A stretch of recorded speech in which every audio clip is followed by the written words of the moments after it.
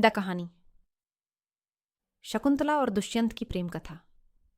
यह कहानी महाभारत के आदि पर्व से है और महान कवि कालिदास के नाटक अभिज्ञान शाकुंतलम का आधार है।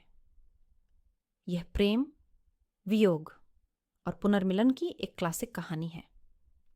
विश्वामित्र, अर्षि और अप्सरा मेनका की पुत्री शकुंतला का पालन पोषण महर्षि कण्व के आश्रम में हुआ था। एक बार हस्तिनापुर के राजा दुष्यंत शिकार के लिए वन में आए। वे कण्व ऋषि के आश्रम पहुंचे, जहां उनकी भेंट शकुंतला से हुई। दोनों एक दूसरे पर मोहित हो गए और उन्होंने गांधर्व विवाह कर लिया, जहां विवाह केवल आपसी सहमति से होता है, बिना किसी रस्म के। जाने से पहले दुष्यंत ने शकुंतला को अपनी पहचान के रूप में अपनी एक अंगूठी दी और वादा किया कि वह उसे अपने महल ले जाने के लिए वापस आएगा। कुछ समय बाद शकुंतला गर्भवती हुई।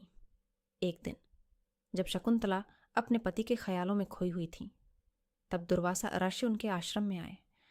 शकुंतला ने उनका ध्यान नहीं दिया, जिससे दुर्वासा क्रोधित हो गए और उन्होंने शकुंतला को श्राप दिया कि जिसे वह याद कर रही है वही उसे भूल जाएगा, जब तक कि उसे उसकी कोई पहचान अंगूठी न दिखाई जाए।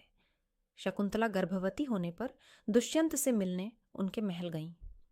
रास्ते में एक तालाब में स्नान करते समय उनकी अंगूठी पानी में गिर गई और एक मछली उसे निगल गई।